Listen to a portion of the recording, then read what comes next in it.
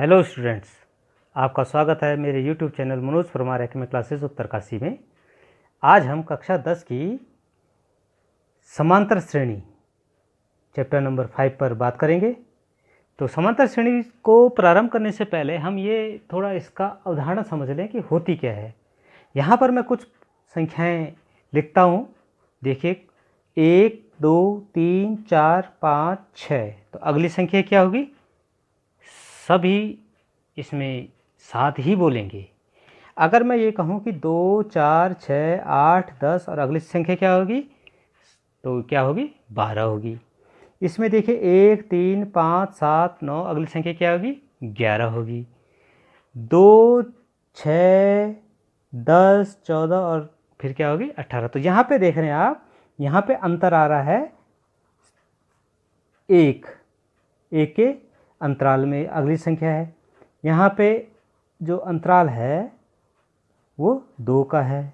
यहाँ पे जो संख्याओं के बीच अंतर है 2 है। यहाँ पे अंतर क्या है? 4 है। तो हमने यहाँ पे ये देखा है कि जो अंतर हमारी दो संख्याओं के बीच में है, ठीक है, तो तीसरी संख्या उस संख्या को जोड़कर प्राप्त हो जा रही है। जैसे 1 और 2 के बीच में यहाँ अंतर 1 है, तो अगर हम 2 में 1 जोड़ दें तो तीसरी संख्या प्राप्त हो जा रही है। इसी प्रकार यहाँ पे देखिए 2 और 4 का अंतर कितना है? 2 और 6 का अंतर कितना है? यहाँ पे 4 आ रहा है। और अगर 6 में 4 जोड़ दें तो 10 आ रहा है, 10 में 4 जोड़ दें तो 14 आ रहा है। इसी तरह से जोड़ते जोड़ते हम चौथी, पाँचवीं, छठी, सातवीं संख्याओं को प्राप्त कर सकते हैं। तो ये क्रमागत संख्याएं जो हम प्राप्त कर लेते हैं, तो इस प्रकार का जो ये अनुक्रम होता है इसे समांतर श्रेणी कहते हैं। ठीक है, तो अगर मैं ये कहूँ कि इसकी परिभाषा क्या होगी, तो जिस अनुक्रम के प्रत्येक दो क्रमित पदों के बीच का अंतर नियत रहता है, अर्थात सरल भाषा में कहूँ कि किसी भी पद में नियत अंतर जोड़कर अगला पद निर्धारित किया जा सकता है, ऐसा अनुक्रम समांतर श्रेणी कहलाता है।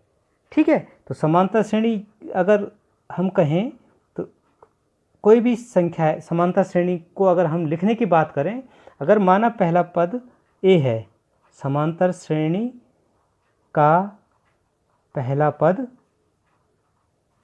माना ए है, वह जो अंतर है उसको सार्वंतर, नियत अंतर या सार्वंतर बोलते हैं, उसे सार्वंतर डी है।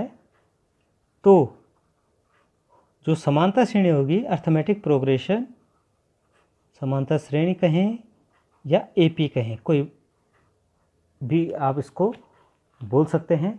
तो इसके जो समांतर श्रेणी के पद होंगे, के पद क्रमशः देखिए, ध्यान देंगे, पहला पद ए होगा, दूसरा जो है सार्वंतर को जोड़कर, जो सार्वंतर है आपका उसको जोड़कर आप लिखते रहेंगे। ए कॉमा ए प्लस डी, ए प्लस डी प्लस डी, तो ए प्लस 2d हो जाएगा।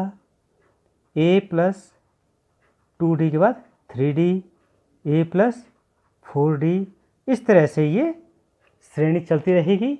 इस श्रेणी को व्यापक समांतर श्रेणी कहते हैं।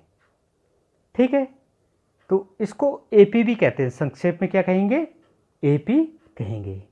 ठीक है, तो जो पहला पद है उसको हम ए से निरूपित करते हैं, और जो इनके बीच का जो अंतर है, जिसे हम सार्वंतर बोल रहे हैं, उसे डी से व्यक्त करते हैं। तो ये हो गई बात सार्वंतर श्रेणी की।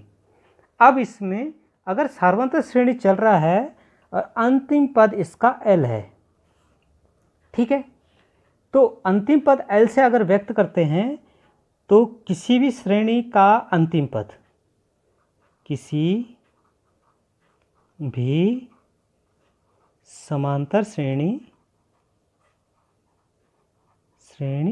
का अंतिम पद, जो अंतिम पद होगा एल, ठीक है, इसका फॉर्मूला होगा एल बराबर a plus n minus 1 into d, जहाँ ए प्रथम पद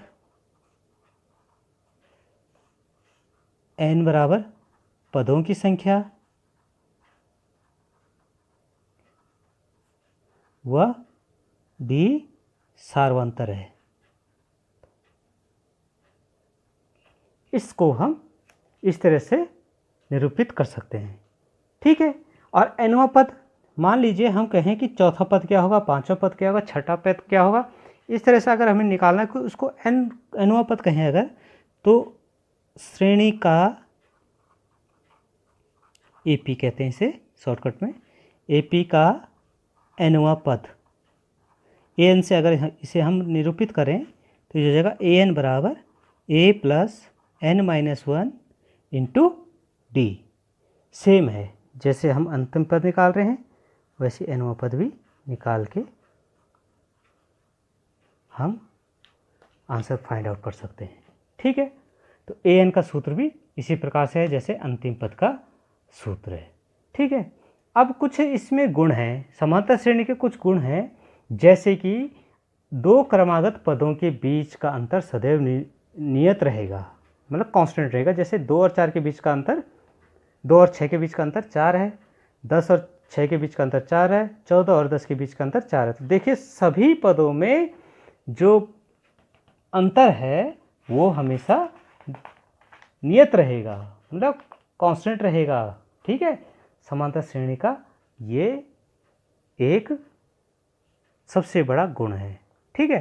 तो हम ये कह सकते हैं कि इसके गुण में हम ये लिख सकते हैं कि जो D होगा वो होगा A2 माइनस A1, मतलब दूसरा पद माइनस पहला पद, तीसरा पद माइनस दूसरा पद, चौथा पद माइनस तीसरा पद, इस तरह से ये चलता रहेगा। ठीक है।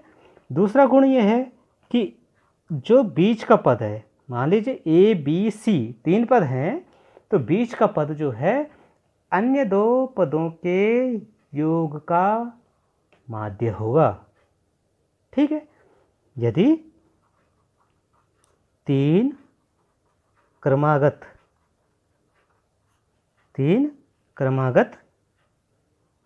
संख्याएं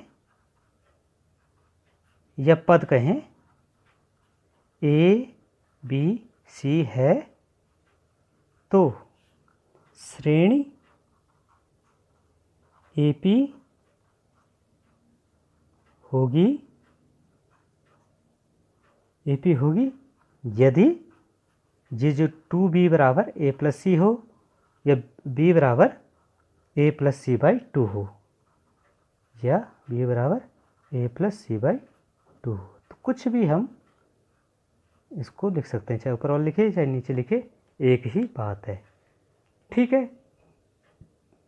और तीसरा गुण जो है, मैं यहाँ पे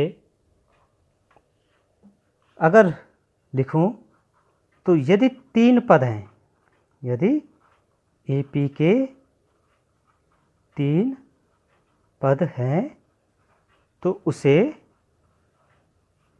A plus D A minus D से व्यक्त करेंगे। ठीक है। आए समझे। और इसी प्रकार यदि 5 पद हैं, यदि 5 पद हैं तो उन्हें A plus 2D A plus D A minus D A minus 2D से व्यक्त करेंगे। ये चीज़ें आपको ध्यान देना है। ठीक है। और इसमें कुछ गुण इस प्रकार से भी होते हैं कि यदि किसी समांतर श्रेणी के प्रत्येक पद में किसी अचर का योग या घटाना, गुणा या भाग करें तो परिणाम में प्राप्त अनुक्रम भी एक समांतर श्रेणी होगी। यदि हम इस सीरीज में 2 घटाएं प्रत्येक पद में तो वो भी क्या होगी, समांतर श्रेणी होगी। यदि 2 जोड़ दें तब भी समांतर श्रेणी होगी। ठीक है, 2 का गुणा कर दें तब भी समांतर श्रेणी होगी, और घटा दें तब भी क्या होगी, ये एक समांतर श्रेणी होगी। तो अब इस पे हम एक्सरसाइज करेंगे। ठीक है, तो नेक्स्ट वीडियो में आपको मैं इसकी एक्सरसाइज बताऊंगा कि किस प्रकार से हम इनके सॉल्व करेंगे क्वेश्चंस। ठीक है, तो आप मेरा YouTube channel Acme classes Uttarkashi को देखते रहें, शेयर करें, लाइक करें और सब्सक्राइब करें। Thank you.